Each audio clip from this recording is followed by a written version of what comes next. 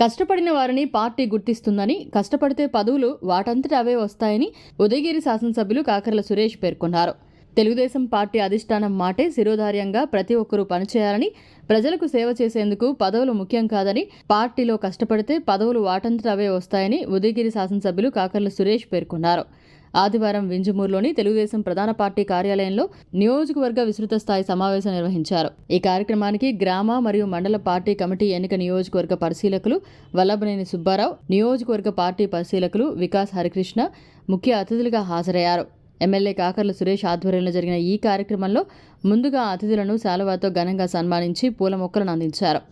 అనంతరం ఎమ్మెల్యే మీడియాతో మాట్లాడారు. ఈ కార్యక్రమంలో మాజీ ఎమ్మెల్యే, రాష్ట్ర ఉపాధ్యక్షులు కంబం విజయరామిరెడ్డి, మాజీ జిల్లా పరిషత్ చైర్మన్ పొన్నుబోయిన చంచలబాబు యాదవ్, రాష్ట్ర కార్యదర్శులు మన్నేటి వెంకటరెడ్డి, ఎల్సీ రమణారెడ్డి, మండల పరిశీలకులు వి కేశవ్ చౌదరి, కాకి ప్రసాదరావు, ఇతర ముఖ్య నాయకులు, క్లస్టర్ మరియు యూనిట్ ఇన్ఛార్జీలు తదితరులు పాల్గొన్నారు.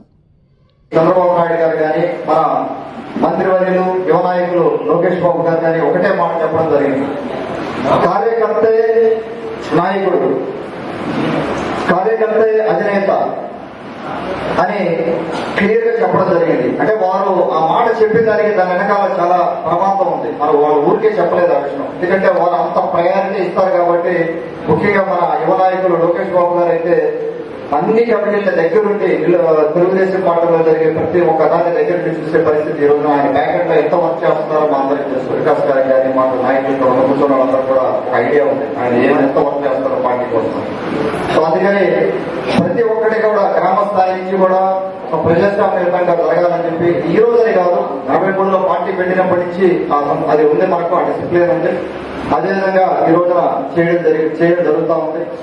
దానికి కొద్దిగా భిన్నంగా మనం ఈసారి నేను కూడా లేదు, నేను ఎలక్షన్ చేసిన తర్వాత నాకు అనిపించింది, అంటే ఇక్కడున్న పరిస్థితులు అబ్జర్వ్ చేసిన తర్వాత నేను 3 ఏళ్ళు అయితే ఇప్పటికి ఉదయగిరి నియోజకవర్గానికి వచ్చి ఈ 3 ఏళ్లలో నేను అబ్జర్వ్ చేసింది, నా మీద కేవలం గవర్నమెంట్ ఒకటే కాదు బాధ్యత, తెలుగుదేశం పార్టీని కూడా గ్రామ స్థాయి నుంచి మనం పటిష్టం చేసుకోవాల్సిన అవసరం ఉంది.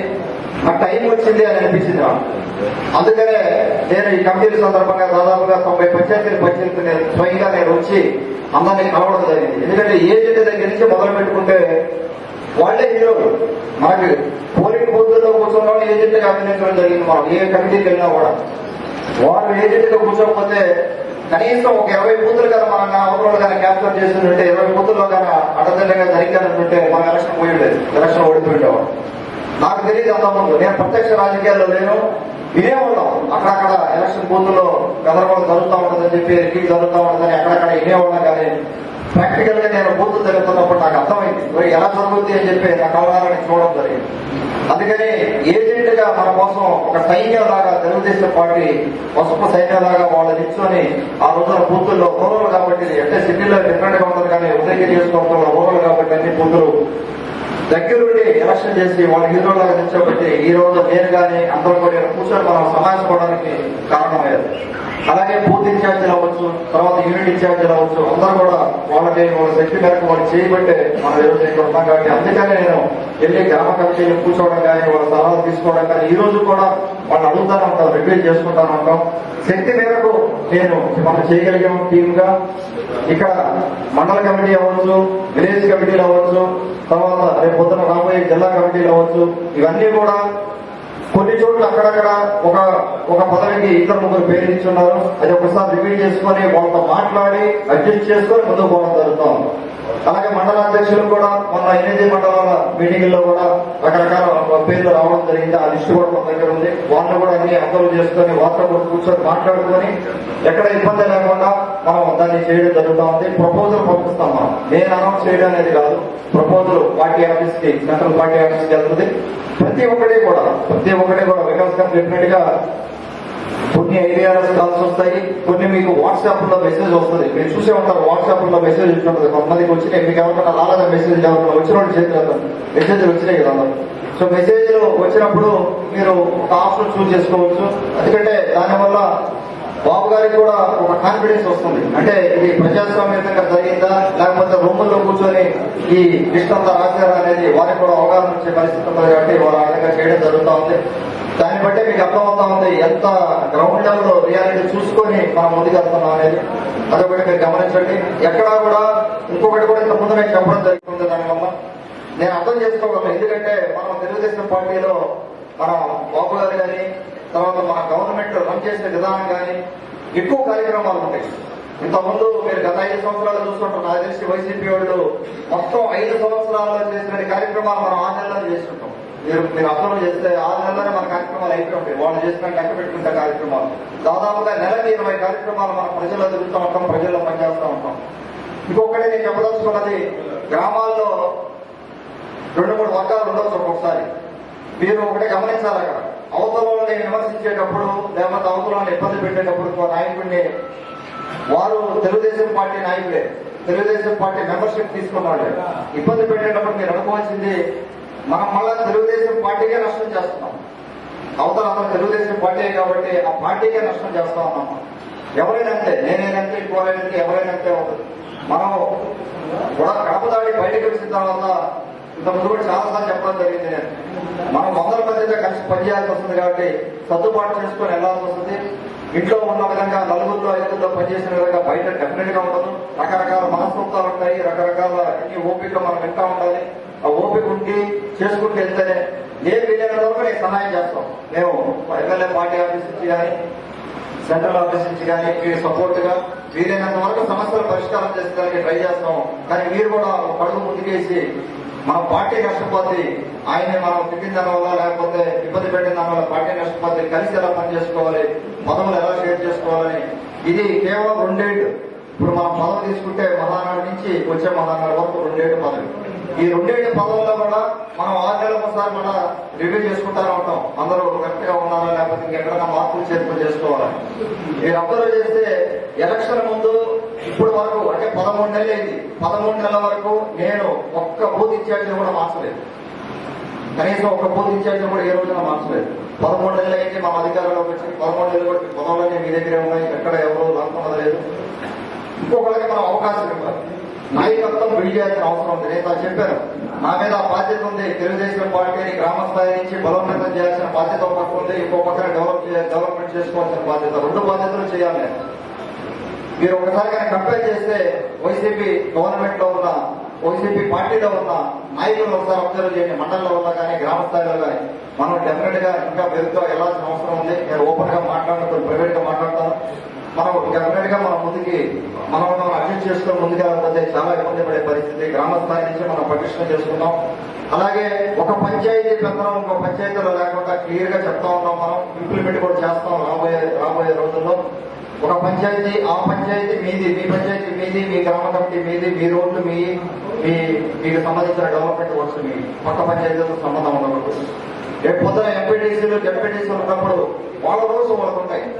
మండల కన్వీనర్ కూడా కమ్యూనికేటరే కానీ నేనైనా సేవకుడిని, నేనేమో నాయకుడిని కాదు. నేను మిమ్మల్ని మీ మీద ప్రశ్న చేయడానికి ఇక్కడికి రాలేదు. నేను కూడా సేవకుడిని, నేను కూడా ఒక కమ్యూనికేటర్. కేవలం నేనంతా కమ్యూనికేట్ చేసి ఎక్కడ ఇబ్బందులు లేకుండా చూసి తెలుగుదేశం పార్టీ ముందుకెళ్ళడానికి ఉండేవాడే తప్పితే నేను ఎవరి మీద ప్రశ్న చేయడానికి రాలేదండి. మీరు కూడా అదే విధంగా ఆలోచన చేసి ఎక్కడ కూడా ఇబ్బందులు లేకుండా ఉంటే తొలగించుకొని మనం ముందుకెళ్దాం. ఓపెన్ గా మాట్లాడుకుందాం. ఖచ్చితంగా అందరికీ పదవులు రావాలంటే రావు ఒకే టైంలో. కొద్దిగా ఓపిక తీసుకెళ్తాం. డోర్ టు డోర్ కార్యక్రమం, సుపరిపాలనలో తొలి అడుగు కార్యక్రమం మనం మొదలుపెట్టి 10 రోజులు అయింది. మనం కొద్దిగా వెనకబడ్డాము, డెఫినెట్గా వెనకబడ్డాం. ఎందుకంటే మన మెంబర్షిప్లు 175 నియోజకవర్గాల్లో 12వ స్థానంలో ఉన్నాం. మనం ఇక గుర్తుపెట్టుకోవాలి. మీరు మెంబర్షిప్ లో 12వ స్థానంలోకి వెళ్ళాం. మనం మెంబర్షిప్లు చేయడంలో కానీ, లైఫ్ మెంబర్షిప్లు చేయడంలో కానీ. ఇది మనం అందరంగా అనుకుంటే వారం రోజుల్లో మొత్తం చేయించున్నాం. రేపటి నుంచి నేను కూడా ఈ రెండు మొదట కొన్ని తిరిగా కానీ ఇంకా కూడా స్పీడ్ గా జరగాల్సిన అవసరం ఉంది. రేపటి నుంచి నేను కూడా మీతో ఉంటాను. మనం ఈ కంప్లీట్ చేయాల్సిన అవసరం ఉంది. ఈ రోజు నా స్టేటస్ చూసుకుంటే కలిగిరి మండలంలో 12,549 ఇళ్లుంటే మనం విజిట్ చేసింది 1,270. ఇంకా విజిట్ చేయాల్సింది 11,279. అలాగే జలదంకి మండలంలో 12,425 ఇళ్లుంటే మనం విజిట్ చేసింది 3,044. ఇంకా మనం 9,427 విజిట్ చేయాలి. కొండాపురంలో 11,400 445, 4316 విజిట్ చేశారు ఇప్పుడు దాకా. ఇంకొక 7149. అన్ని మండలాల్లో కల్లా కొండాపురం ముందుంది. కొండాపురం నాయకత్వానికి కార్యకర్తలకి ధన్యవాదాలు తెలుపుకుంటా ఉన్నాను. వారు ముందున్నారు. తర్వాత ప్లేస్ లో జనదైన ఉంది, వారికి కూడా ధన్యవాదాలు.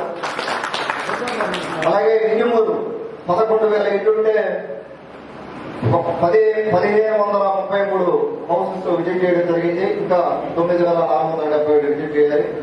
ఉదయగిరిలో 9,941 ఉంటే 1,283 విజిట్ చేశారు. ఇంకా 8,658 విజిట్ చేయాలి. ఒడుకొండపాడు 8,555 విజిట్ చేసి 2,443, 6,112 విజిట్ చేయాలి. ఇంకా తొత్తులూరు అన్నిటికంటే చివరిలో ఉంది. 7,438 హౌస్లు ఉంటే కేవలం 309 మాత్రమే విజిట్ చేశారు. చాలా వెనకబడతాం మనం దుర్గుణ నాయకత్వం. ఒకసారి దీన్ని గమనించండి.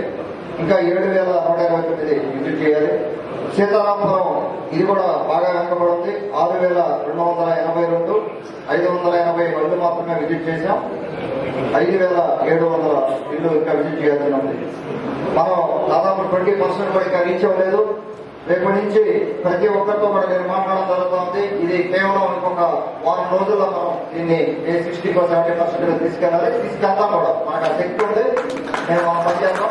తీసుకెళ్తే వారం రోజుల్లో మనం దీన్ని కంప్లీట్ చేస్తాం. అందరికీ మరొకసారి ధన్యవాదాలు చెప్తున్నాం. Thank you. సోదర సమానులు గౌరవనీయులు శ్రీ ఖమ్మం విజయరామరెడ్డి గారికి, అలాగే మన మాజీ జడ్పీ చైర్మన్ చెంచలబాబు యాదవ్ గారికి, అలాగే ఈ రోజున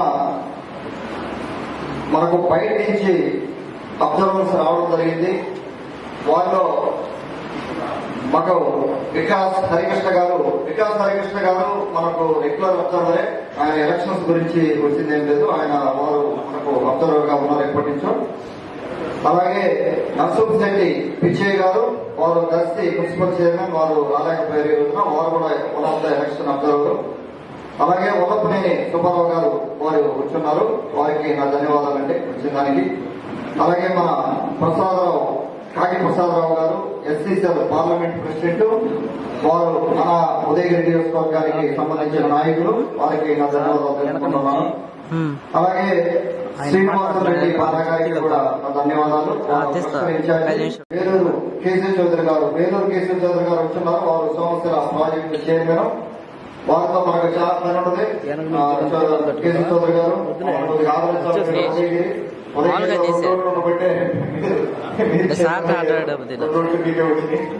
సో మీరు దృష్టిలో పెట్టుకుని మమ్మల్ని ఆదరించాలి. ఆయన రామాయణ ఉండాలనుకుంటుంది, వేరే విషయం.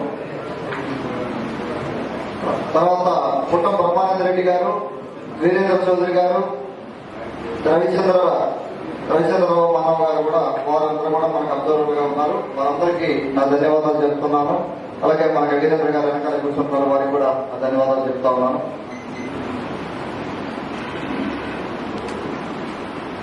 తర్వాత ముందుగా మనం ఈ కార్యక్రమం నేను మాట్లాడబోయే ముందు, మనకు రీసెంట్ గా నెల్లూరులో మీరు చూసే ఉంటారు, మన గౌరవ పార్లమెంట్ సభ్యులు శ్రీ వేమిరెడ్డి ప్రభాకర్ రెడ్డి గారు, అలాగే మన కొవ్వూరు మహిళా శాసనసభ్యురాలు శ్రీ ప్రశాంత్ రెడ్డి గారి వారి కుటుంబం మీద కొవ్వూరు ఎక్స్ ఎమ్మెల్యే ప్రసన్న కుమార్ రెడ్డి గారు చేసిన వ్యాఖ్యలు చూశారు. మీరు అందరూ ఇదే ఉంటారు. దాదాపు అందరూ ఎంతమందికి ఇక్కడ తెలియని వాళ్ళు ఎవరు ఉంటే చేస్తారు. దాని గురించి తెలియని వాళ్ళు, ఇన్సిడెంట్ గురించి తెలియని వాళ్ళు దాదాపు అందరికీ తెలుసు, అందరు చూసే ఉంటారు. మన అందరం కూడా ఉదయగిరి నియోజకవర్గ తెలుగుదేశం పార్టీ తరఫున మనం తీవ్రంగా ఖండించడం జరిగింది. మొన్న 3 రోజుల క్రితం ప్రెస్ మీట్ పెట్టి, అలాగే అన్నగారు కానీ మిగతా ఎక్కడెక్కడ గ్రామాల్లో కానీ పంచాయతీల్లో కానీ తీవ్రంగా ఖండించడం జరిగింది. ఇది నెల్లూరు జిల్లాలో లేని సంప్రదాయం. నాకు తెలిసి నేను ఇక్కడే చదువుకున్నాను, చిన్నప్పటి నుంచి రాజకీయాలు చూశాను. వారి తండ్రి నల్లపరెడ్డి ప్రసన్న కుమార్, నల్లపరెడ్డి శ్రీనివాసరెడ్డి గారి రాజకీయం చూశాను. నాన్నగారు ఆయన బాగుండేవాళ్ళు, ఆయన దగ్గరగా చూడడం జరిగింది నేను చిన్నప్పుడు.